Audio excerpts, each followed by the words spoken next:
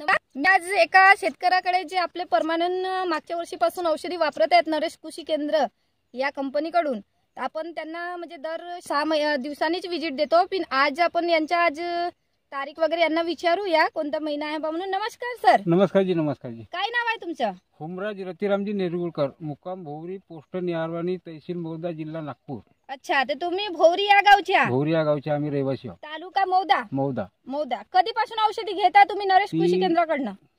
1-1.5 वर्ष झाले मी औषध घेत आहे. 1-1.5 वर्ष झाला. मागच्या वर्षीपासून घेता तुम्ही? मागच्या वर्षीपासून मी औषध घेत आहे. मागच्या वर्षीच्या आधी जे तुम्ही ना म्हणजे ट्रीटमेंट कुठून होती?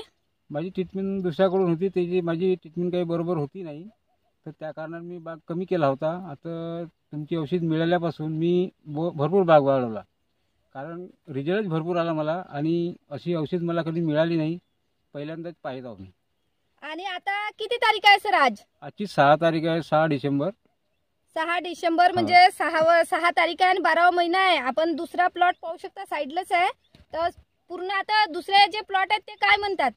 बाकी प्लॉटापेक्षा आपला प्लॉट बहुत दुरुस्त चांगला आहे आणि भरपूर मिरची आपल्याकडे.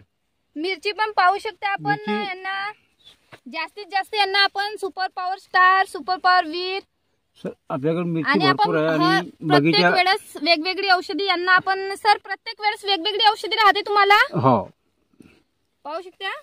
आणि एकही लाल्या वगैरे काही आलेल्या नाही आहे. एकदम मस्त आहे, पत्ती वगैरे फ्रेश आहे.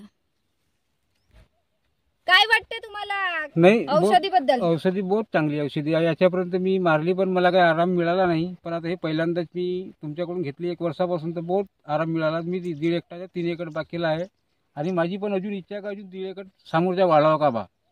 म्हणजे होईल तुमचा, कारण की आपल्या औषधी जे आहेत त्या औषधी तुम्ही पाहताच मागच्या वर्षीपासून.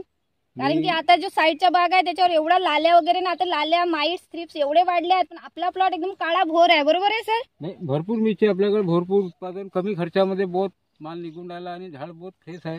मिरची आपल्याकडे भरपूर लागली आहे झाडाला. झाड पण पडलेले आहेत. हे बघा, इकडे दाखवा सर. पूर्ण फांद्या वगैरे जसं पाहू शकता पूर्ण लोटून गेलेलं आहे झाड मिरचीनं. मिरचीला रेट नसल्यामुळे लेट झाला आहे थोडा. थँक्यू.